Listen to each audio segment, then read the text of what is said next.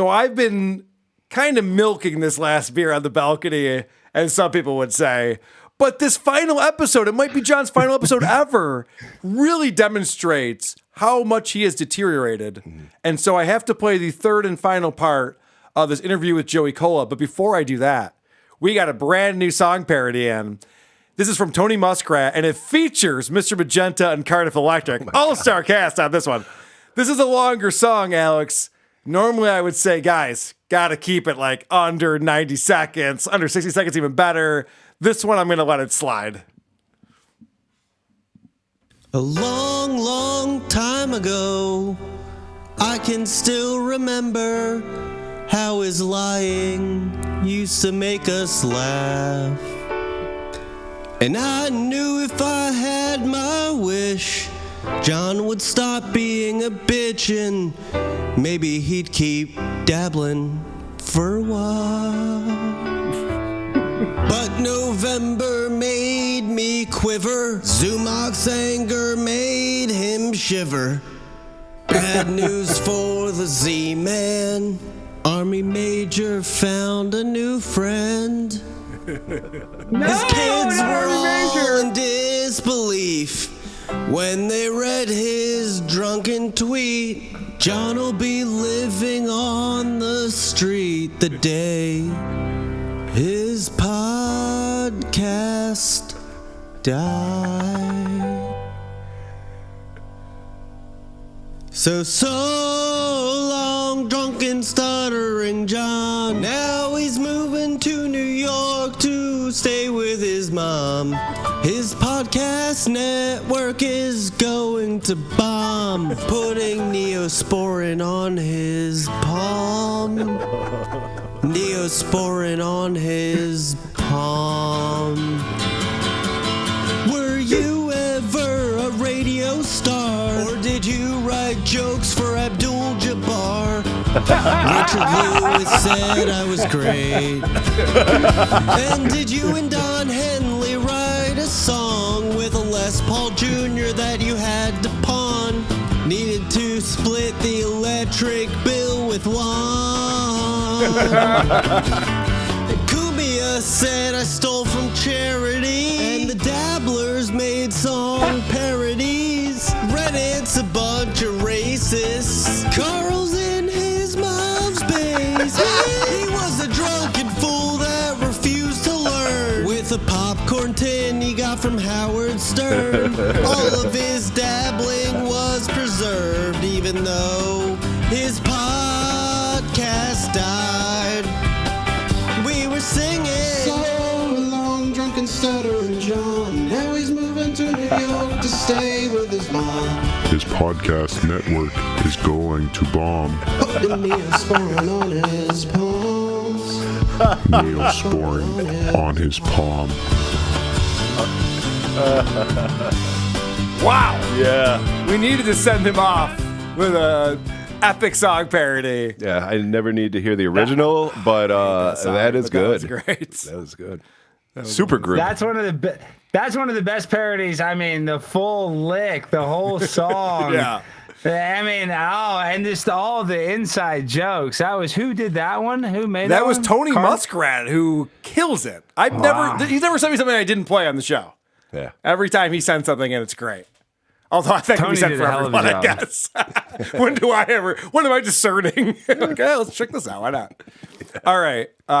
Let's get into it. Part 3 of Stuttering John with Joey Kola. Just John's face alone already makes me laugh. So Joey Kola is telling John this story because if you remember how we left off last time, John was talking about his mantra is giving back and helping people. And he's like, why else are we here on earth if not to help other people? That's why he's a substitute teacher. Of course. Not because he needs money. He just wants to help others. Yeah. So this is great because Tony says, yeah, he knows Rosie O'Donnell really well.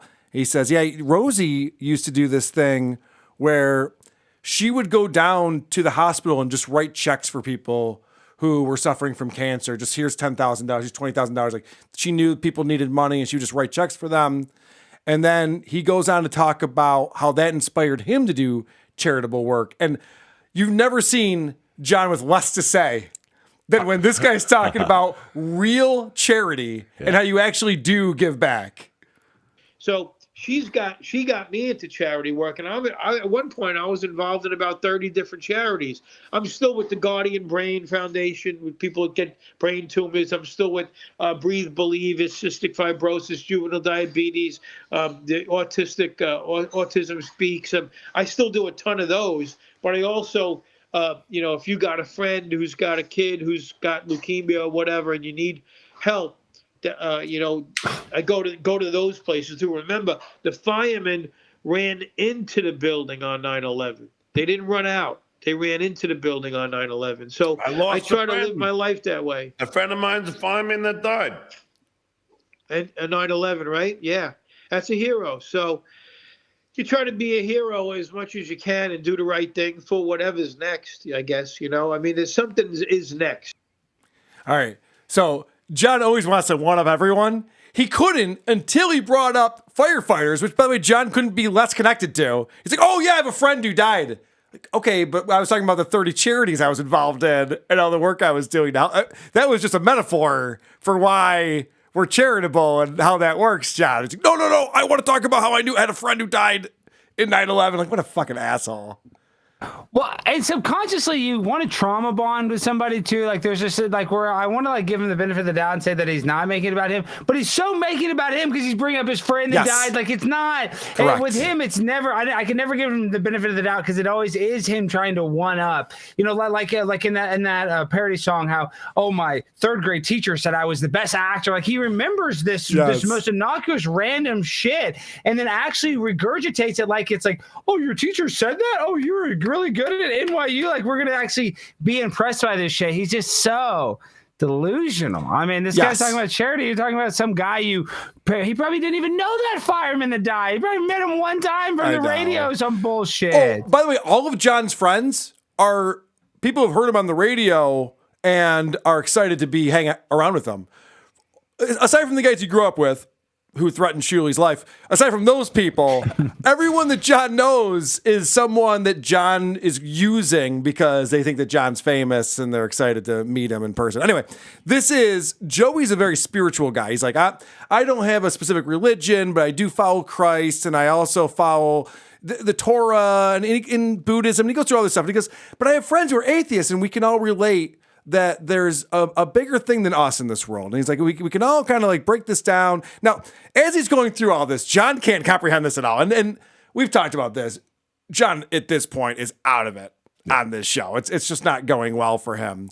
And so I just like talk about being an atheist. Does he talk about his? Because that's one thing I never hear him talk about. Like he never talks about God or no. Listen to what John transitions this The reason why I pulled so much of this clip is because it's masterful what John turns this conversation into, and the fact that Joey goes along with it is something to be said for him too. I would have like been what are you talking about? Well, Joey deals with autism charities. Stuttering John's a walk in the park. That's a good point. Yeah, this is part of his charity work for the week. Well, if you take the time to lean back and take a small piece of what Christ said, or what the Torah said, what Abraham said, or what Muhammad said, and just take a small piece of it and just read it and ponder it and dwell on it, then you'll start to find some inner peace instead of attacking each other. You'll find the peace within before you can have the peace without. And also, Joe, there's a time, like, I don't mind. Look, you and I have been in the public eye, right? I don't give a fuck if you're going to goof on me. I don't care. Where did he pull that from? Where the fuck did that come from? This guy's talking about spirituality, inner peace, coming to grips with like there's a bigger thing than you in the universe, and we're just here for a short time. Let's do the best we can. And John goes, yeah, but also there's trolls. What? I don't know where he was going with that. Maybe it's I can let it roll off my back, that old one. So John then turns us into a deep conversation about people talking about his kids. I love, because this is how John thinks. I love where Joey takes this, because Joey's the man. I don't care. You can goof on me all you want. But these new breed. Alex, do you think that's true that John doesn't care if you goof on him? No, he cares. But I also am so sick. I think he kind of likes it, the new bump that he's gotten. I mean, he hates it. Everybody else is making money off him, but I think he kind of actually likes that, he's being talked about and that he's a celebrity again in a way. Yeah. These new breed of scum think it's okay to goof on our children, especially kids that are minors. And they think that's okay. Right. And Joe, being Italian, even the mob doesn't fuck with people's kids or wives. Yeah, as long as it remains words. If it remains words, that's fine. Correct, Joey. Hey. And it was funny because John slipped right there. He goes, even the mob doesn't goof on, fuck with. Yeah, nobody cares if you goof on people, John. Right. Like, this isn't a real, when you're talking about the mob, you're talking about actual physical violence. This is not a tweet that you find offensive or a rant that Anthony Cumia hilariously delivers about what a shitty father you are. And Joey says that. And when Anthony goes off on him, that is funny, but I don't think the Stuttering John hate goes after his trans children. No, John's the one who keeps bringing up his children. I would never talk about his kids, but John's constantly talking about his kids. That's what I'm saying. Dude, on the Reddit or whatever I look in Dabblers, I've been very rarely, has there ever been a joke about his kids? Yes, but is that like a reoccurring theme? No, not at all. So I don't know why he does that. Also, John's too stupid to realize that most of the jokes are about John being a shitty father, not about his kids per se. Of course. And it's we're still going after you, John, which, by the way, you've stated you don't care about, and it doesn't bother you. So I don't know why that's a problem. But if you physically do something to hurt my family. No, but if they start posting pictures of my kids... Right. And saying disparaging things about my kids. Yeah, that's offensive. You can get offended by that. It's offensive. But that's the world we're in. If we're in that realm, we got to know that that's a possibility. That's why I don't really do it that much. I put myself out there a little bit, but I don't really, my wife just came on, Jackie Martlings and Peter Bale's got that podcast they got. And it's the first time in 42 years my wife came on the podcast with me to talk about what it's like to be married to a comedian. So this is great because there's a few things happening here, and you can tell John's getting pissed. If he's paying attention, who even knows? So Joey says, well, yeah, that's if you don't want your family fucked with, don't put him out there. John's the one who keeps talking about his kids. He's the one who's putting it out there. He's the one who put his ex-wife in a cameo spot in his movie. He's constantly bringing his family into things and then complaining when they're part of the conversation. So Joey says, yeah, if you don't want your family fucked with, don't talk about it. And he goes, but I did bring my wife on Jackie Martling's podcast. And Joe's like, oh, yeah, you're doing Jackie Martling's podcast, huh? Yeah, you can see that he was jealous. He kind of had that weird look in his eye. But at the same time, this is the other thing. If Stuttering John, you'd be able to tell if he actually cared about his kids. He just doesn't like it for his ego. He doesn't like how it makes him look bad that he has a trans kid. It's all his personal thing. He doesn't actually care about the hate or theoretically this happening, somebody doxing his kid. He's not worried about that. He just doesn't like how he looks. Correct. This is obvious to everyone but him. 100%. Yeah, and what Joey's trying to say, and I think it's pretty obvious, but Joey's just saying, well, yeah, you can play the victim, but what's that going to get you? Yeah. And that's pretty much what he's trying to explain to John, who obviously will never understand that. He said, you'll be offended by it. It is offensive. It is offensive. And he's like, that's the end of it. Right. So now Joey's trying to explain to John the concept of forgiveness and how important that is in life. I can understand why you get very mad at that, but again, the hardest thing to do is forgive, and that's what the Bible says also. It says to forgive. Like Peter said to Christ, how much do I forgive? 4 times? 7 times? And Christ said, no, 70 times 7, which is the number is 490. What he meant was an infinite amount. Yeah, that Bible's a little quirky when it comes to things like that. Solve for X. Yeah, it's like, well, my interpretation now is it's not a specific number. Yeah. It's just trying to think of the biggest number they knew back then. So 70 times 7. Whoa! Times 70. Who would even know what that is? Yeah, there's no way to solve that equation. So, all right. So now Joey, who's talking about forgiveness is the most important thing, and you can't get worked up about words because that's not going to help you in any way. he decides to bring up, I don't think he wanted to, but the conversation is going in this direction, which is weird because it took a 180 from where it was. So now Joey's going to bring up the fact that he actually did have an issue with a person actually hurting his daughter in real life and how he had to deal with that. And I'm going through some stuff now. Somebody who wronged my daughter, and that's my kid, like you said, that's my kid. Somebody hurt my daughter bad, and that's my struggle now. But what am I going to do? Be angry? I mean, I'm not going to totally forgive the guy. First, you got to come to the facts that you got to live with it. How am I going to live with what these people did to me or my family? And then try to get to the... John's got the look on his face like he's pretending to listen and understand, but you know he's just thinking, as soon as this guy shuts up, I'm gonna have my next thing to say. To me or my family.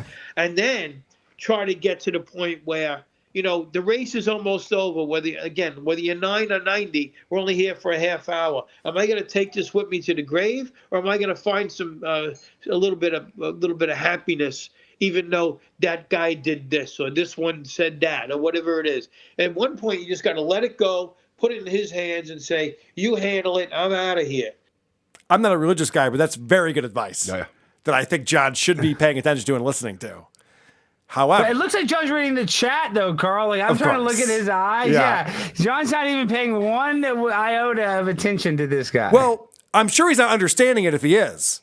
But all that John is hearing is this guy's not agreeing with John, that he should be offended and upset. So now John has to put Joey in his place. Uh-oh. Yeah, this is a shitty thing to do if you're the host of a show having a guest on your show. But wait, Joe, now, it's interesting because you're like a seasoned warm-up guy, and people don't really give any credit to warm-up guys. I mean, let's face it. It's like, for the most part, it's looked upon. You're like an unsung hero, but Martha Stewart called me her warm-up artiste. Joey, this is Joey, our warm-up artiste. Then Martha would put me on camera a lot. Rachel puts me on camera a lot. Yeah, Joey still works in the business, John. Yeah. Okay, you could say that, he warms up studio audiences for TV shows, but Joey's still working in the business.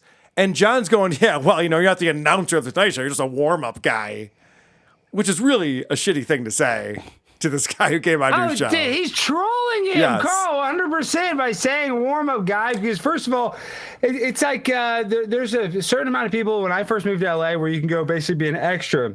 Yeah. You can just go to Central Casting and be an extra. But there's a few extras that get the SAG card and they work and they make six figures because they get in with the right TV production and they always need you to be like whatever, the teacher for this show or something. So my point is, like, of comedians, this is like the extra work of comedians because you're not really, getting a lot of credit. But it's hard to get that gig. You can actually make six figures doing that. It pays well. It's consistent. Yeah. You get all the benefits from it. And I don't even know what that question was going to be. So John goes, you're a seasoned warm-up guy. I didn't even know where he was going with that. I think Joey knew that too, which is why he jumped in. Yeah. So then this is interesting because John wants to know if you do get those benefits from being the warm-up guy, and John can't believe the answer that he hears. From 61, hopefully we'll do it for a few more years, and then I'll retire. Do the warm-up guys have a union? Yeah, we're in SAG and AFTRA. It's SAG and AFTRA. Even though you're not on TV.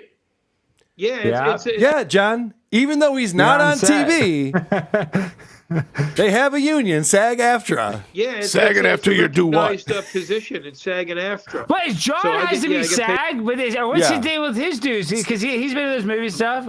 So actually, Alex, this is a big payoff that I've been waiting. This information I've been waiting for years, and it finally comes out. So I get paid through AFTRA. So. Just like, you were. So I got, benefits, pension, all of that. And then you get paid per show. Coming. All right. So John finally says, I have that coming, his pension. He's talked about this before. He's got a pension. So we all think like, okay, well, you're set then, right? Or you at least you have some kind of income coming. So I looked this up. We talked a little bit more about how he can't do that yet. And I don't know why I haven't looked this up sooner. But apparently, SAG-AFTRA pension will pay out at the age of 65. If you try to pull it out ahead of that, 25% gets taken off for every year before you turn 65. John is 57 right now. So he's nowhere near getting to this pension. No. That explains a Yeah, lot. but even if he gets a pitch at Carl, it's going to be like 20 grand. It's not going to be. I mean, Yeah, I don't know. You know, I don't know what it is. I mean, he was making $500,000 a year on the Tonight Show for 10 years or so. He might have some money coming his way, but he can't touch it for a while. I mean, it'll be almost nothing if he tries to touch it in the next couple of years. So now Joey is talking about how he hosts a Sopranos show that they do live, and John interrupts him with this story that, dude, try to follow this one because this is insane.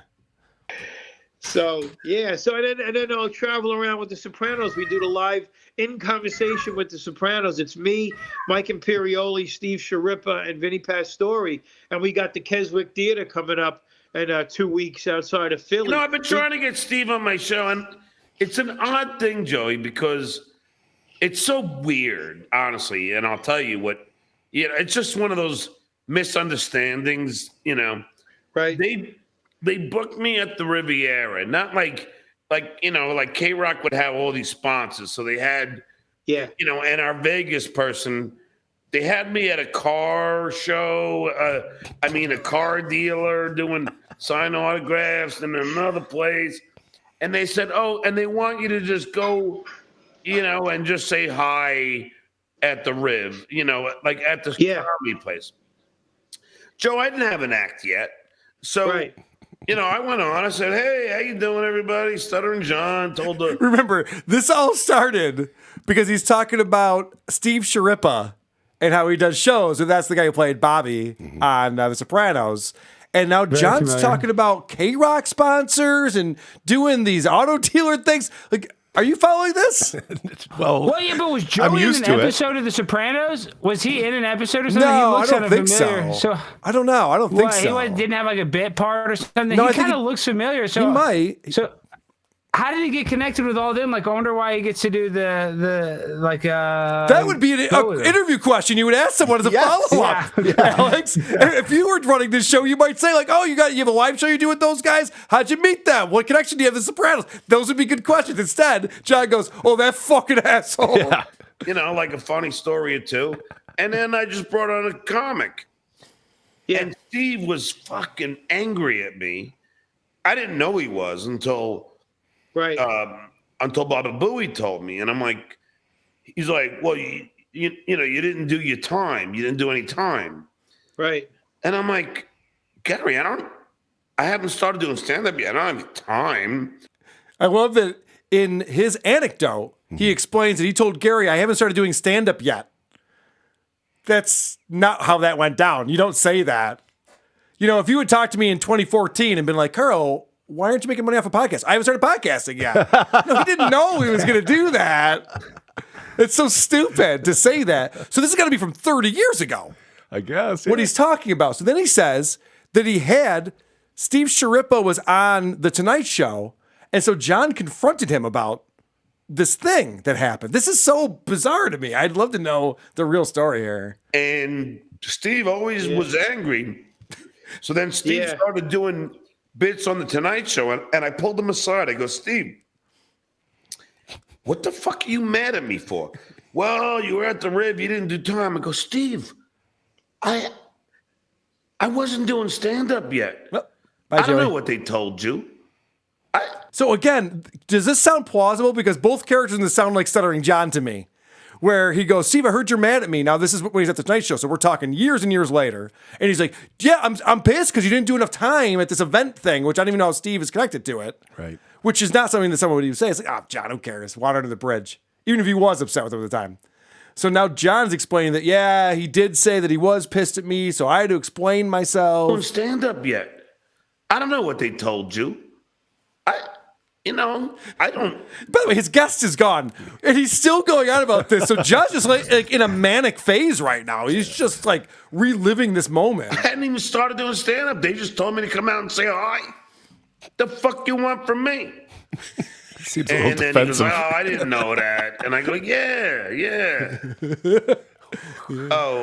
Edgar, you can't send a super chat on Beer on the Balcony. We lost Joey again. This is a disaster. This is the worst I've ever seen Stuttering John. This guy is gone. Yeah. This is not just Coors Lights.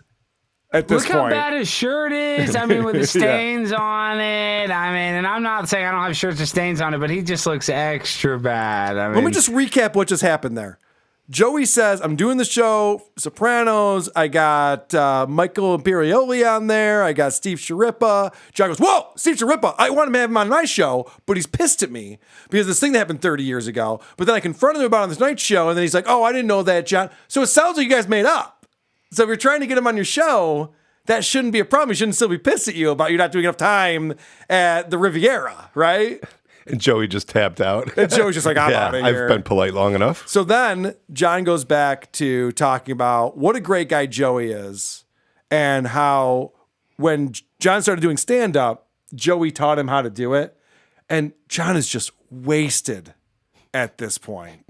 This is my nightmare to have a webcam so that's on how me. Joey leaves? Joey didn't even get a goodbye? I mean, so he's done. So I thought he accidentally kicked him out of the room. So that's the end of Joey's interview. That's you'll see, Alex. You'll see what happens. And, I'll never forget, I reached out to him to, just when I started going, all right, I got to start doing stand-up again. And Joey was the first to come over and fucking come to my house, hang out in my bedroom, and direct me on how, putting an act together works. I never forgot it, really. It comes naturally. Like, when you have a chunk, you go, okay, like with me, childbirth. I have a lot of stories about when my wife gave birth. Now I combine, all three and I make it one 5-minute chunk.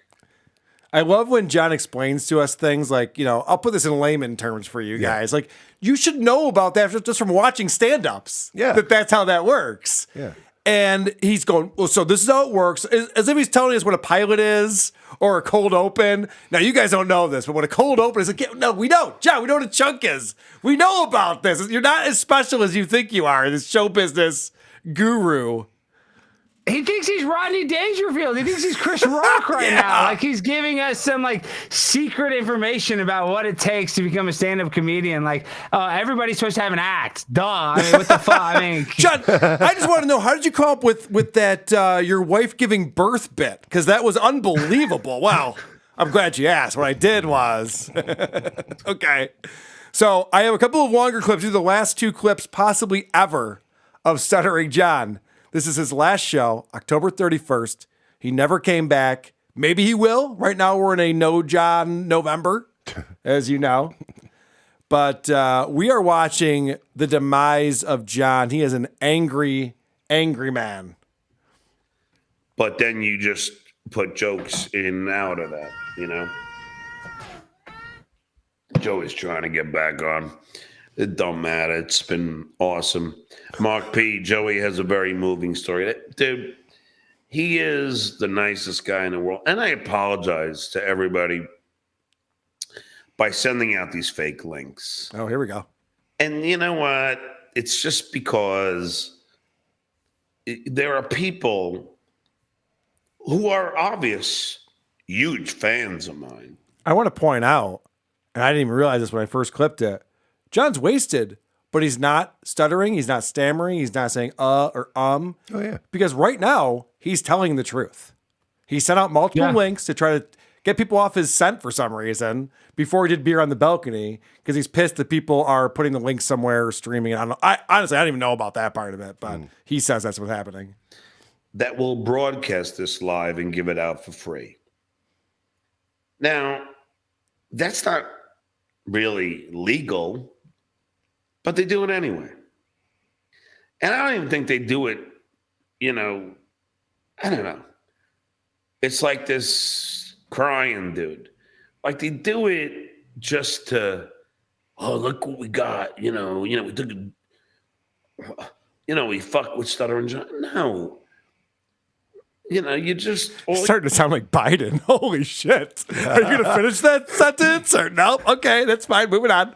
He's talking about Ryan Sherman, his former mod or admin or whatever, who realized the error in his ways. All right, so now we're watching... I'm just pause there. We're going to continue on with this rant. But now we're watching Joey trying to reconnect here.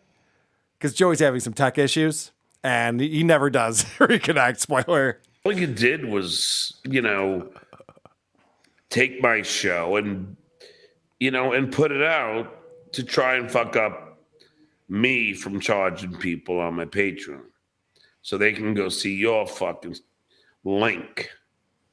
Now, yes, I have reported you, but you know what? You're anonymous. Why don't you do something like that to my face? Oh. Why not? Come on, you're a big fucking tough guy. Post a link to my face. Dude. What the fuck? You steal my show to my face. What does that even mean? I know. How would you even do that? No. And are you going to acknowledge the guy, Joey, trying to get on the stream the whole time? No. Like, he's not even acknowledging that. Dude, he's got tunnel vision at this point. He's wasted. He's angry. We just play the last part of that again because when he gets into his tough guy talk, this is very telling about how John actually is processing information in his brain. When he says, I don't care, it doesn't matter to me, this is the real John right here. Why don't you do something like that to my face? Why not? Come on, you're a big fucking tough guy. Do it to my face. That is truth serum, what he's drinking right now, whatever he swallowed earlier. Because now you can tell how angry he really is. Why don't you do that fucking to my face? Well, why don't you try that?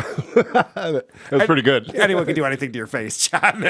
There would be no repercussions to it. This is, Alex, my final ever beer on the balcony clip. This is how John ends his show. This is how Beer on the Balcony, the Stuttering John podcast, this whole story arc that we've been dealing with over the last 5 years. These are the final moments of John, and he is chugging his beer. Joey can't get back on. And I told him, do it from your computer. Don't do it from your phone. But I guess I guess he couldn't figure out. It sounds like me with Pat Oates. I told him, fucking figure out your Wi-Fi, asshole, but I guess he couldn't do it. I love when John blames people for not understanding tech. Meanwhile, John's the worst with tech of anyone I've ever seen. He had to have Hell Sparks drive from Vegas to his house, show him how to use an Ethernet cable, for Christ's sake. How to do it from his computer. Well, doesn't matter. I'm only 3 sips away. Then I'll get out of here. Got to take my clothes out of the dryer. I got Wolverine, who's obsessed with me when I do this show. Wolvie. Oh, it's his cat. Alex Stein's dealing with that right now, too. Yeah. I got cat life. And where are you, Joey? Where are you now? Anyway, any questions? Because I'm 3 sips away from getting the fuck out of here. Way to invite questions. Just don't know Joey. So it don't matter. I hope you enjoyed this beer on the balcony. I know I did. Joey's been a great guy to me. And I hope you guys all enjoyed his story. I mean, he's just been... this is not a natural way to drink a beer. Loved and respected by almost every comic in the world. He had a full beer to start this segment. He's just chugging it. When he said 3 sips... This is sip number 3. Yeah, I mean, these are not sips. All right, I'm out of here. So everybody, that was the third hope you sip, enjoyed. though. That was the third one. That was, but I wouldn't call them sips, though. You're right. No, he can measure how long it takes him to drink a beer. The hour and 17 minutes from this Monday beer on the balcony. This part right here I thought was very interesting because I thought for sure October 31st, he knew he was taking a break. It just seemed like when he put out the information on his Patreon, the very beginning of November, guys, I'm not going to charge anyone. I'll be back in January of 23. It seemed like he had that figured out for a while, but listen to this. Guess for tomorrow. I think it might, well, I don't even want to say. This guy's trying fucking my guess, but let's just say if it all works out, it'll be a good show. So I'll see you tomorrow, Tuesday at noon PST.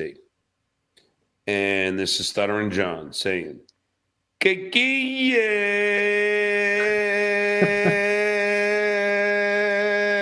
pretty good for his final Gagia, if you ask me. That's a pretty good way to go out. That's an ISO. I've ever seen. Dude, that Gagia was legendary. It really was. If you were gonna end this whole saga, this is the way to do it right here. Stuttering John saying, Gagia.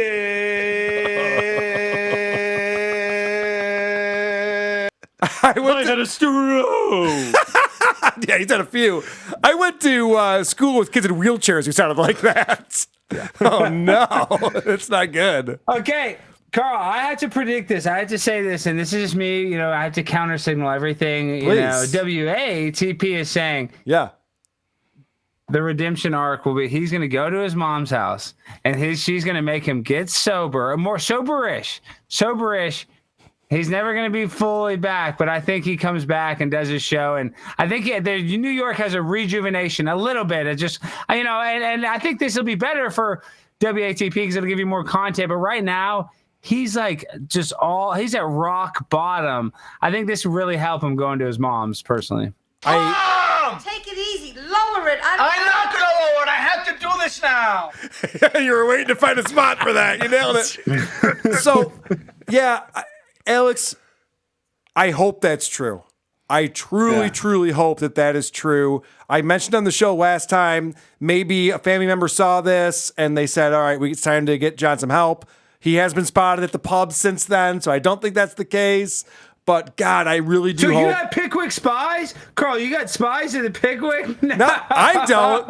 This has gotten away from me now, Alex. The Dabbleverse. The Dabbleverse, yeah, so they know. So anytime he goes to Pickwick, there's like, oh shit, John, or whatever. I know he goes to multiple bars. Yeah. So then they go on the Reddit and they'll say that he was there. They'll post a picture of it. And the Dabbleverse is much like the universe. It's ever expanding. It just keeps getting larger and larger. There's nothing you can do about it. There's some guy reading the newspaper with the 2 holes in it. he's got a phone on his shoe. He picks it up. Get stupid.